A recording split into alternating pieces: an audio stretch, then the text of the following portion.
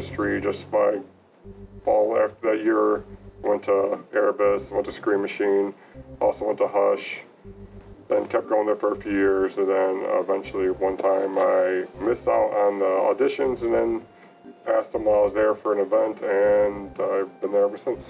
How long have you been working with Hush? I've been there now 9 years. 9 years acting in general. Hush is where I've mainly been, my main haunt. I have done a couple of guest appearances, guest acting as they call it, when you go to other haunts and it's not like your main haunt.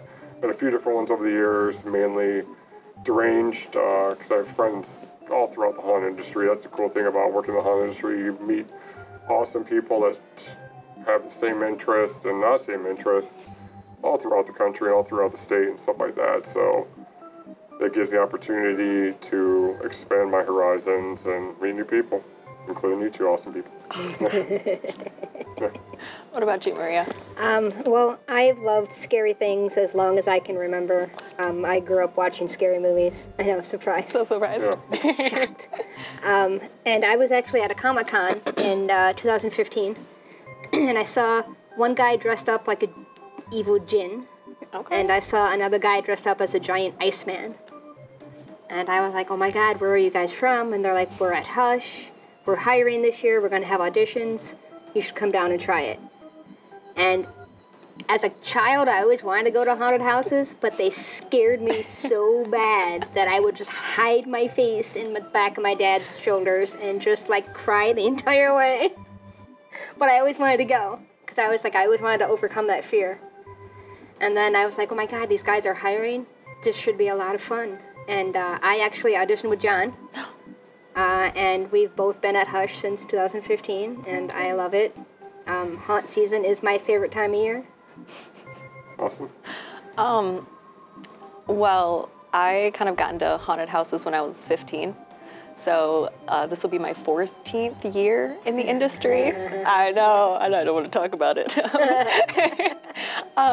But I always loved, spooky things and Halloween. It was always my favorite time of year. But like you, Maria, I was always like so spooked going in haunted houses. Like I was the little wimp that was crying, holding on to some random stranger because I randomly lost my mom. But scary movies are no problem. Yes, no problem at all. So one of my friends in high school, or I guess middle school at the time, was volunteering for this local charity haunted house. And I was speaking to her about it, and I was like, oh my God, what is that about? Like, I need to know. And one day I just went up there, and they were just taking in teens as volunteers. So I started there. My very first, haunt position was a zombie in a cage. So I was just, banging at the cage, as a zombie. We had this really cool FX makeup artist that was there, and I just kind of, fell in love with her work. Mm-hmm. And so then she would just teach me periodically how to do makeup. So then I fell in love with doing FX makeup. And then the next year, they brought me in as the full-time FX person and actor. And then a couple years go by, and we do this thing called Haunt Swap, which we all know what that is, but it is where we get to visit other haunted attractions and see kind of what everyone else is about. And it's really cool because you get to meet other haunters and things. So one time we did this thing called Haunt Swap. It was our first year doing it, and this really cool group of people from Hush came through and they saw me acting in line, and they were like, hey, lady, come on over to us. So I actually got poached to go to Hush, and then I've been there ever since, and I love it. Yeah. It's my favorite. Like you two were talking about when you were growing up, about being terrified of haunted places, haunted attractions and stuff like that. I was the same way. When I brought up earlier about Halloween at my grandma's house, there was one house in particular that always got to me every year. I would always chicken out. It was when you got close to the porch, there was a guy on the far end of the porch who was in a coffin. He might have been Dracula, I'm not 100% sure now, looking back, but anytime you got close to the porch to get the candy, he would move closer from that coffin to that where you had to go to the front door. Always chickened out, even if I had my mom, never could do it. I'm like, I'm gonna do it this year. I'm gonna go up, I'm gonna get that candy finally. Go up there, they didn't do it that year. They never did it again. So I finally had enough energy. I was so determined to finally fight my fears. So that's why I find it so insanely funny of what I do now, because I'm doing the same exact thing that guy did to me all years ago, scaring the crap out of people, all part of Halloween in that general sense. And that's the hilarious thing is like we always were terrified, and now we fought our fears, and now we're putting those fears back in the industry out there, so they can fight them again and get over that fear of the scariness of just dealing with fake scares. Obviously, there's real scares, there's real stuff in real life, but this is a side thing to escape reality a little bit, but in a good way, personally. Is there anything though that you guys like when you go through a haunt that still spooks you? Because it's so hard being a haunter, you like see everything coming. Yeah. So is there anything that's like, oh wait, that gets me still to this day? I don't think so. Like, I mean, Yeah. when we did Haunt Swamp last year, and I got to go through a bunch of like different haunts, I'm like, I more like, since now I'm like behind the scenes more, I more like walk around and just stare at everything. You and get so see how- desensitized. I'm so desensitized Yeah. just so much. But I walk around, I look at stuff, and I'm like, oh, that's cool. How'd they do that? Oh, look at your makeup. Oh, hi, how you doing? And then someone's like, boo, and you're like, oh, so. Yeah. Like people get up in my face and they try to intimidate me because everybody's bigger than I am. But I'm like, hi, how are you? But I'm like, not much like scares me in the haunt. I'm like, unfortunately. You're like, I wish. John. Unfortunately, I still get got. Yes, you do. Yes, I do. Not as much as I used to, okay? Usually it's like, small women for some reason, because it's just, which is the hilarious thing, because it's like, that's what the thing is like, it's being like a very tall guy in this industry. You're just scared of little ladies. It's not really that to extent, but it's just the fact that they're usually more menacing because usually they have to accommodate for their size. It's just like, that's the thing is like, I don't sometimes have to do much because I'm 6'6". I used to be over 300 pounds. I can just use my size if I want to. But you look at somebody like Maria's size, or some people I've worked over well over there. And the funny thing is, I've always worked best with shorter, smaller women. It's been weird. From Maria, from Susan, to Aubrey, to Holly. So obviously that's the ones that caught me off guard, is usually they're like, they come out of nowhere. Especially for me, it's the farthest distance from no. Sorry, I had to throw that after you guys laughed at me the other one. Sorry. What about you, Austin?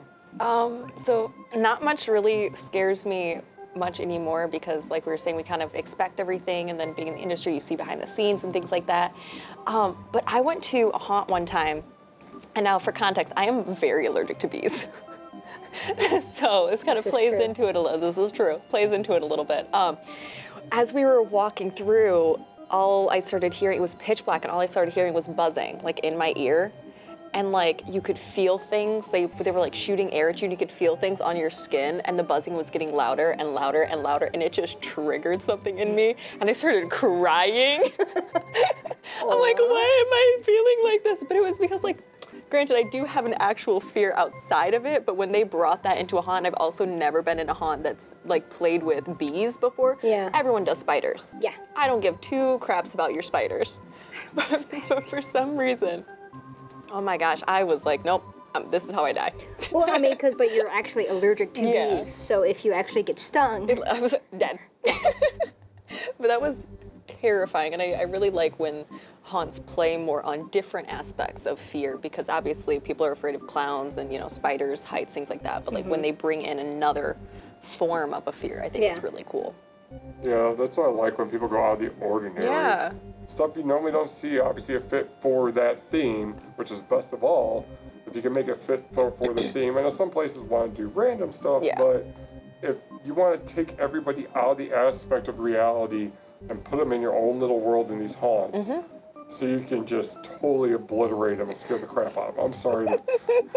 Obliterate. Yeah, it's just like, I mean, it's like a part of me like gets that side of me comes out, just like where it's like, it feels so good just to I know scare the exactly crap what out you're of talking people. about. It's so funny. It's so true. The thing is, like, it's just because you did a great job, but also you're giving what the people they pay for. I'm sorry. They did. Yeah, it's like you paid to be scared. Don't be Right. mad at me because I did my job. Yeah. I always say that when haunt time comes, it's my purge. It's so funny because like most of the haunters I have ever met have been like the sweetest human beings in person. Like Yeah. they're big, like John's a big teddy He bear. is. He's a sweetheart. But then you get them in their character, and all of a sudden they're like this creature that you've never seen before, and it's the creepiest thing. And they just switch. A switch goes off. But like, why does the switch go off? You know, is there something that like triggers you guys to get you into that? Well, I think once you get there and you get in costume Oh yeah. and you get your makeup on yeah. and you're in your spot and the lights go out Something about the lighting. and all the sounds come and and then you hear people come through and then you can hear them scream before they get to you. It really puts you in that mood. You're like, okay, if these people are screaming now, Yeah. when they get to me, I gotta make them scream even more. Does it take you guys a second to pop into character, or is it like immediate? I think sometimes it depends for me on the night.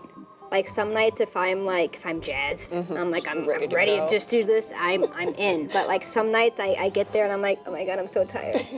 Oh my god, this hurts. And then I'm like, okay, I gotta hike myself up. And then like when I hear them coming though, like there's something as soon as like I can hear them next to me, Yeah. I just like it. The switch goes. I could literally be in so much pain that day. Like I could have worked a 9-hour shift. My body is literally failing me. Yeah. And the second I put on my makeup and costume and I go out into the queue line, I'm just like, fine. Everything's fine. There was one year, I was so sick. I think I had a fever of probably like 101. And I was like, I would just lay on the floor. And then I would hear people come and I would jump up and I would do my thing. It was the year I was the train conductor. And they built like this whole little train thing and the train would shake and move. And then as soon as they leave, I would just lay on the floor because I was so sick. You're better than me. But as soon as I heard those people, I was like, oh, okay, time to scare.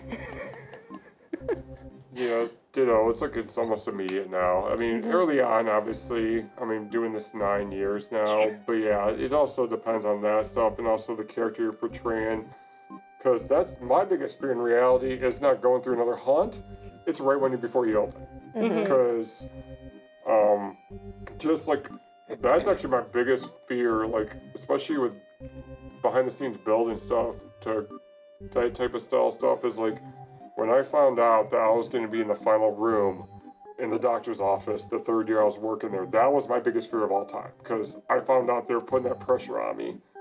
Because the first thing they always really teach you, not teach you, but like, it's always understood, the first room and the last room are the most important rooms in the haunt, because that's what everybody's usually going to remember. Because you got to kick that off and you got to make sure you finish them off. And that I was only just being there 2 years. I'm still new.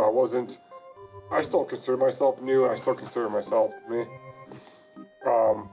But I mean, I've been doing this for so long, it's second nature. But like when they told me that while we're building the room, like, oh, by the way, this is going to be your room. I'm like, what? And I'm like, and just going out there, just like, sometimes you have to get the nerves up and stuff like that, obviously.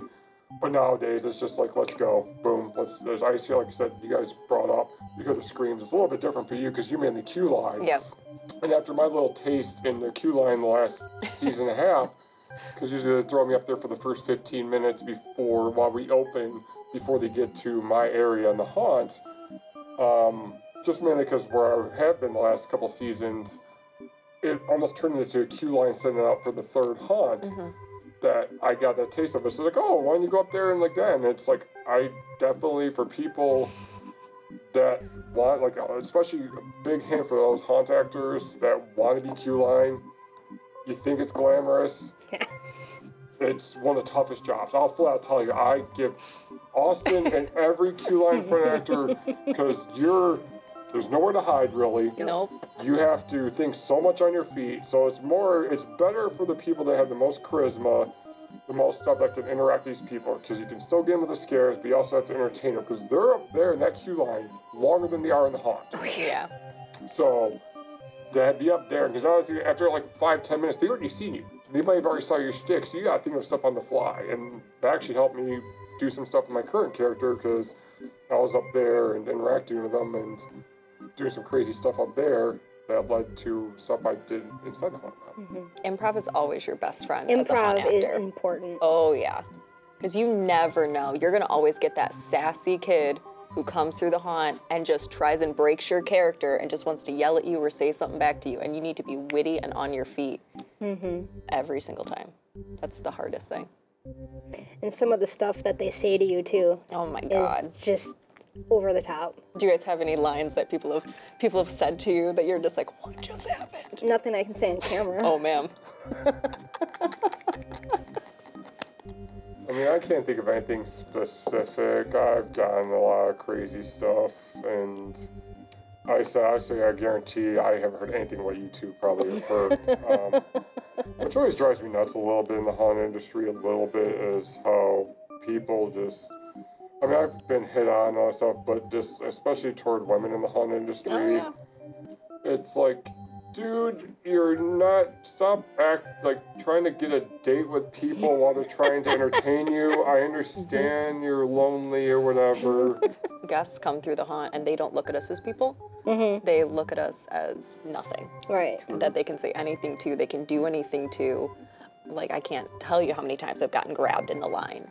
Like, they just don't care because they don't see us as humans. They see us as, like, objects. And it's weird. It's strange. You're like, they're for their entertainment. Yeah, exactly. They're like, well, I paid to do this. You didn't. No. You paid to get spooked. You didn't pay to grab me. Right. And there's a very distinct, rules of the haunt. And, no touching in ours is one of them. No touching. You guys been hit in the haunt? I have not been hit.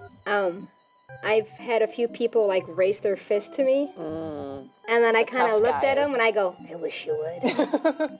And they go, oh, okay, never mind. A couple seasons ago, I was just being my minor character. I was on the mine shaft, so obviously I had a full mask on, stuff like that. So the dude just comes in, just punches me in my face.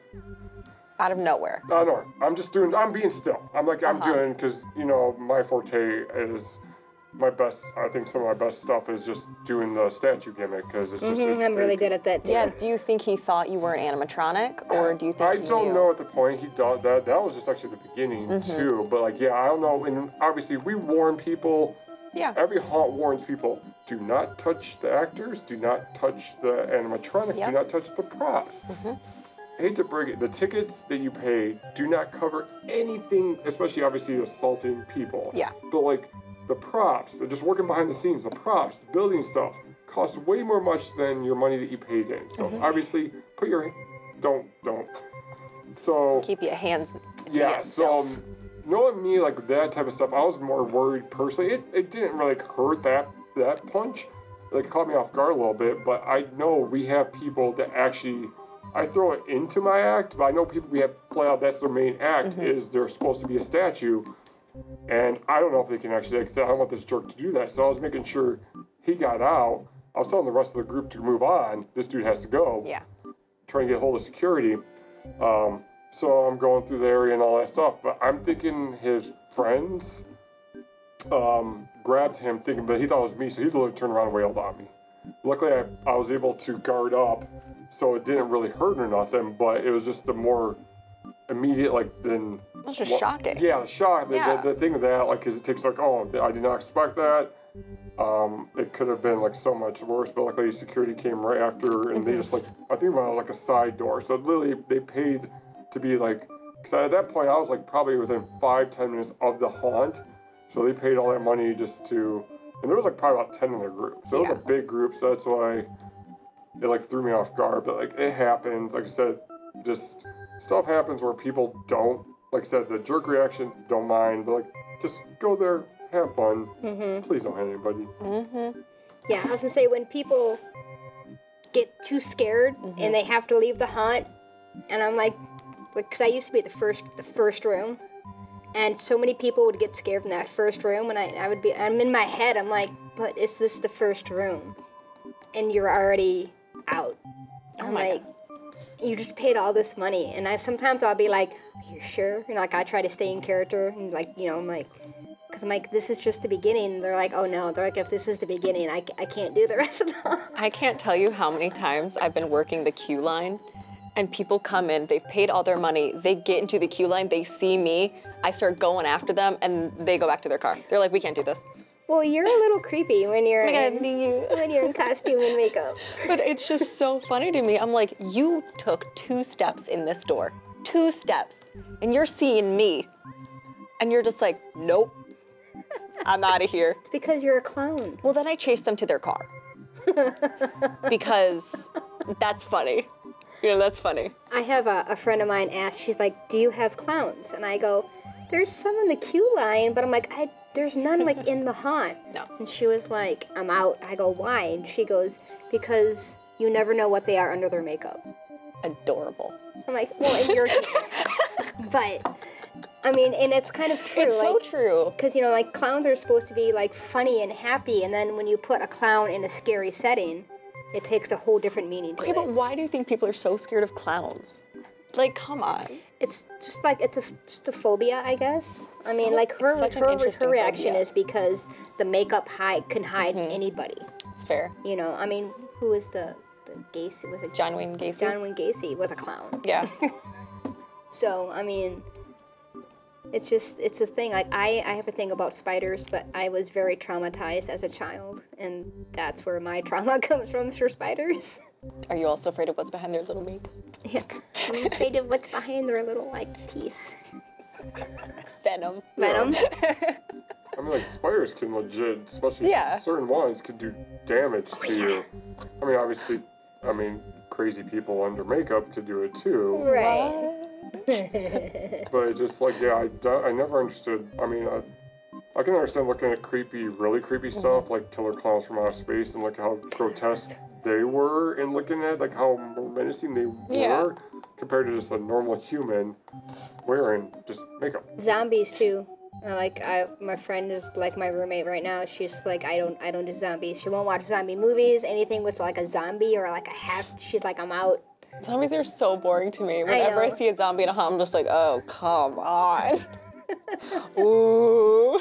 Unless you're doing like a scary zombie, like a Resident Evil or like 30 Days a Night, cool. kinda. Yeah, that would be cool. Yeah. But like the slow. They're traditional, yeah, no.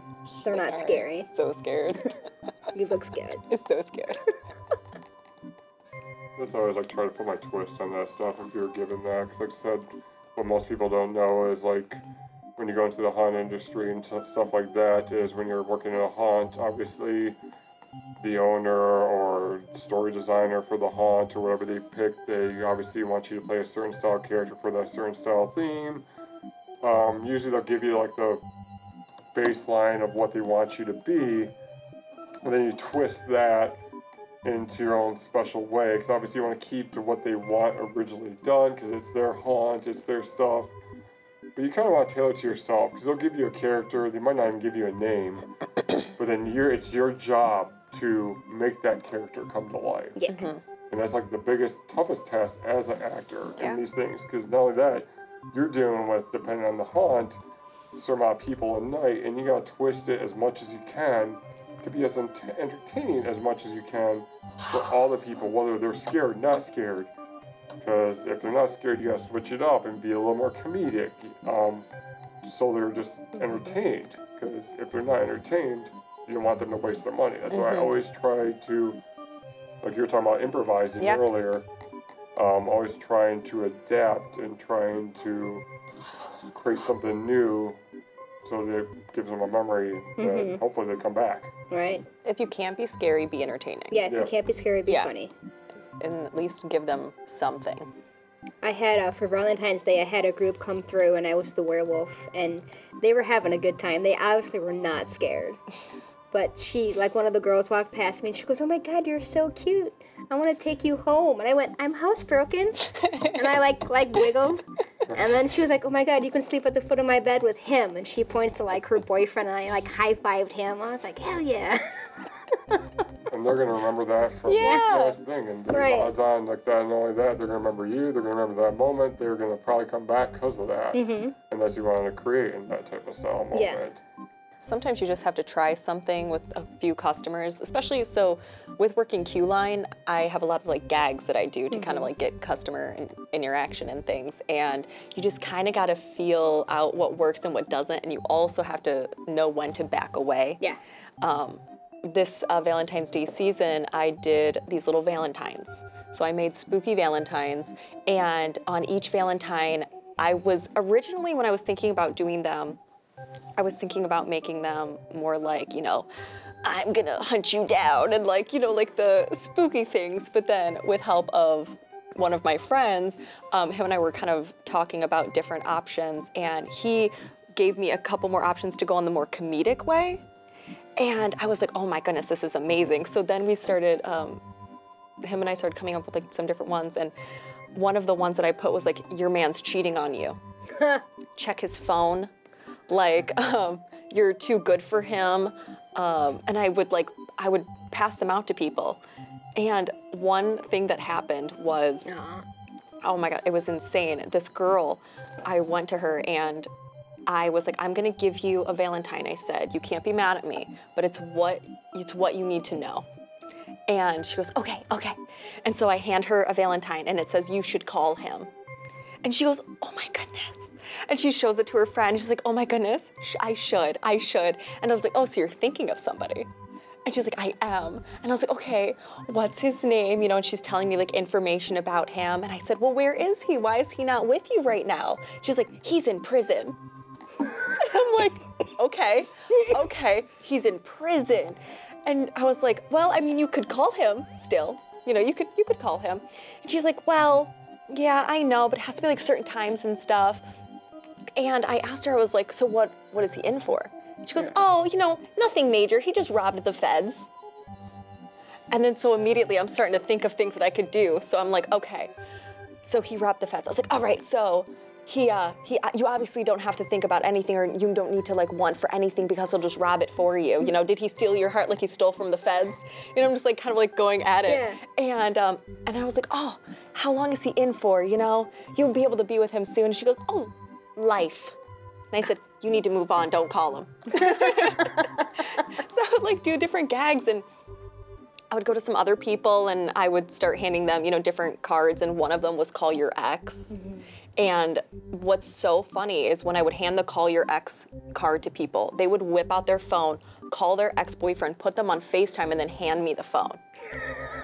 So I'm just chit-chatting with their ex, and then I love stirring up trouble. What? I know, shocking. But I do. It's so much fun. Like, so somebody handed me their phone, and I found out that she was on a date currently with her ex's best friend, and I made him know that that was happening. Yeah, whatever. Listen, it's not my problem. She willingly called him. Yeah, that's true. But you just kind of like gotta go for gags and stuff and see what works. For a while, I was doing these proposal gags where I had like these fake wedding rings that were on severed fingers. And I would randomly pull them out of my bag and I would propose to people with a severed finger. That's beautiful. And I would rip the ring off the finger and toss it, you know, behind me, and then I would propose to people and they would love it. That's wonderful. Then they would get to keep that souvenir. I like giving them things that they can keep.